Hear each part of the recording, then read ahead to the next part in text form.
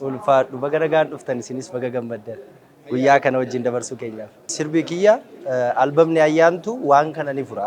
Yaadota hedduu qaba. Barsiisoos, aadaas, seenaas, duudhaas sadarkaa tokko afaan keenyallee, aadaa keenyallee, seenaa keenyallee akka dhaga'amu ol guddisa jedhee tan yaada. Milkaa'ina albama kanaaf immoo hayyoota hedduu, namoota guguddaa hedduutu keessatti hirmaate. Nama kana hunda hammateeti wanni hojjetame jabaa ta'uusaa hin shakkin. Jabuma. Kanaaf albamni kun albama bareedaadha. Garuu isinillee dhageessanii yaada naa kennitu. Naa jiraadha. Gaafa sola gar. Duraan dursa aartiin calaqqee uummata tokkooti. Aartii keessatti uummanni tokko kan mul'atu waan ta'eef aartiin jalqaba qulqullina barbaada. Aartii gaafa hojjetamu qulqullinaan sadarkaa isaa waan eeggatee fi waan ummaticha madaalu sadarkaa oodiyoo irraa jalqabee hanga viidiyootti kan jiru qulqullinaan osoo hojjetamee haala bareedaadhaan osoo hojjetamee yaada jedhu qaba. Sirboonni durii amma yoo fudhanne dhamdhamni isaanii baay'ee bareeda. Akkanatti fakkaatutti waliin hojjetu natti fakkaata. Aartiin amma waan kophaa hojjettu miti keessattuu muuziqaan gareedhaan hojjetama. Walaluu fi yeedaloon kophaatti qindeessaan wanti hunduu waliin hojjetama waan ta'eef bu'aan isaanii kan durii waliin natti fakkaata. Amma irrattis wanni jiru baay'ee namatti tola. Teeknooloojii wajjinis wal qabatee wantoonni baay'een fooyya'aa dhufaa jiranii isa sanitti fayyadamnee qulqullina isa barbaachisuu fi aartiin mataan isaatu faaya waan ta'eef akkasitti haala sanaan osoo hojjetamee akkuma isaa ka durii san kan ammaas waan babbareeda baay'ee qabaa moor xiyyeeffannaadhaan qulqullina irratti osoo hojjetamee Andu'aalam durumarraa kaasnee jalqabuma ka'umsuma isaa irraa wantoota amma dura siin kaasee qulqullina irratti sirriitti dhiphata. Anis dhiyeenyaan akkam beekutti keessattuu albama kana keessaa wanni jiru isuma dhugumaa addaa waan uummata keenya madaaluudha. Waan bareedaa yeroo dheeraadhaaf itti dadhabaa bahee halkaniif guyyaa jechuun danda'ama. Waan uummata keenya kana madaalu waanuma irraa eegnu uummannis akka itti eegutu jira waan ta'eef akkasumatti argatu jedheen yaada. Nan amana immoo. Hayyee baga nagaan eegdan. Hayyee baga nagaan eegdani. Artist Wabii Dhaabaan jedhama. Sagantaa ifoomsa albama Andu'aalam Gosaa irratti argame kana fakkaata. Aartiin Oromoo durii fi amma tokko miti kan jedhuu fi siiziniin hunduu dhiibbaa mataa isaa qaba.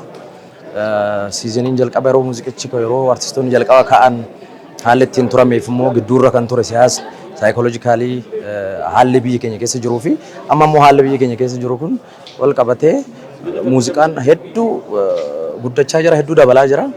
Even fakkeenya immoo albama Andii yoo fudhanne albama sadarkaa isaa eeggate kan hedduu bareeduu fi kan istaandaardii isaa eeggatedha. Sababiin isaas haala ittiin Andu'aalam dhufe beekamaadha.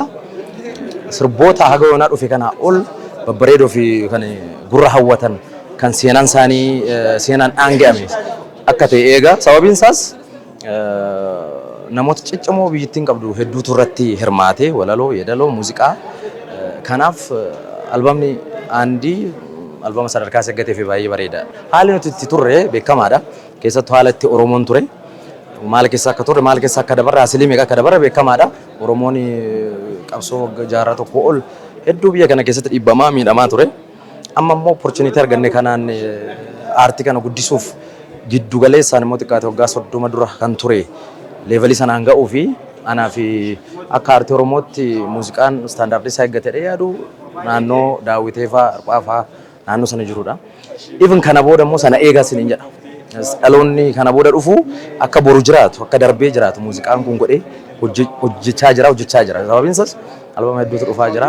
Keessattuu immoo fakkeenya tokko immoo albama Andu'aalamii albama sadarkaa isaa eeggate, istaandaardii isaa eeggate kan baay'ee bareedu umurii kan waan gaafattee fi umurii qabu qofa osoo hin taane kan akka addunyaatti dorgomuu danda'u hojjetamaa jira. Kanas immoo guyyaa muraasa booda kan Andu'aalamiin dhageessu ankoos kan hedduus duubarra dhufaa jira.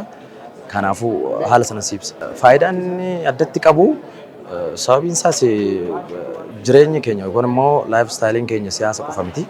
Jaalalli jira, kana gaddi jira, gammachuun jira, haadhaadha, kan abbaa jira.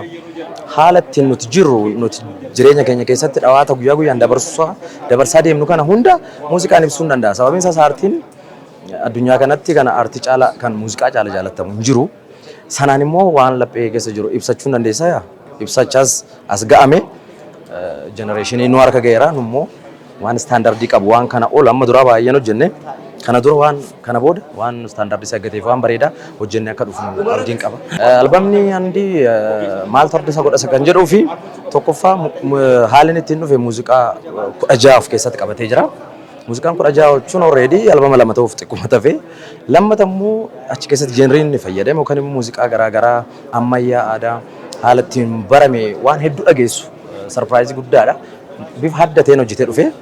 Dhageera waan ta'eef bifa addateen hojjetee sana immoo yoo xiqqaate guyyaa muraasa fulbaana 12 Skylight'itti argamtanii dhamdhama mijuu nuti qopheessine kanarraa dhamdhamaan isiniin jedha galatooma. Baga walumaan gammanne ulfaadha. Albeemii Andu'aalem Gosaa Ayyaantuu jedhu kuni waan baratame yookaan qabiyyee ergaawwan muuziqaa afaan Oromoo keessatti baratamanii guutummaa guutuutti jijjiiruu akka danda'u baay'ee amantii irraa qaba. Namni illee ni jaallata jedhee yaada. Sababni isaa aartiin hunda galeessa wantoota adda addaa kaasa. Dhimmuma hawaasummaa yoo kaase illee dhimma siyaasaa yoo kaase illee dhimma jaalalaa waan hundayyuu yoo kaase illee wantoota kaasu aartii kan isa jechisiisu aartistikii ta'uu isaatiin yookaan bifa bareedaa bifa miidhagaan bifa abbaamti dhimmaayyuu namumti ati qeequu barbaaddeeyyuu bifa jaallatuun dhiyaachuu danda'u qaba jedhameetu amanama akkasilleeti. Kanaaf albeemni aartist Andu'aalem Gosaa kunillee kana guuttatee ulaagaa kanaan calalameetu kan inni sadarkaa kanarra ga'e hedduu dhimmoota adda addaa qabiyyeewwan ergaa hedduu gosa adda addaadha kan inni hammatee qabiyyee muuziqaa garaagaraadha kan inni hammatee dhimma tokko yookaan dhimma qeenxee tokko irratti irra deddeebiin yaada kaasee hin qabu aartistikiidhaa baay'ee jaallattu namoota ogeessota gurguddaatu illee irratti hirmaate kanaaf gaarii ta'a. Albeema kana keessatti akkuma dura siin jedhe itti yaadamee waan hojjetamee fi sirba hin nuffamneef sirba jaallatamuu danda'u. Itti fufiinsaan sirboota dhaggeeffataman sirboota yeroon hin ajjeefne sirboota haala waliin darbu miti guutummaa guututti muuziqaa namni jaallatu yeroo hundumayyuu jiraatee dhaggeeffatamuudha. Akka akkas ta'uttis immoo itti dhamaamee waggoota hedduu fudhateetu kan hojjetame. Kanaaf isa kaan guyyaa sana ni argitu jedhee nama ulfaadhaa galatooma.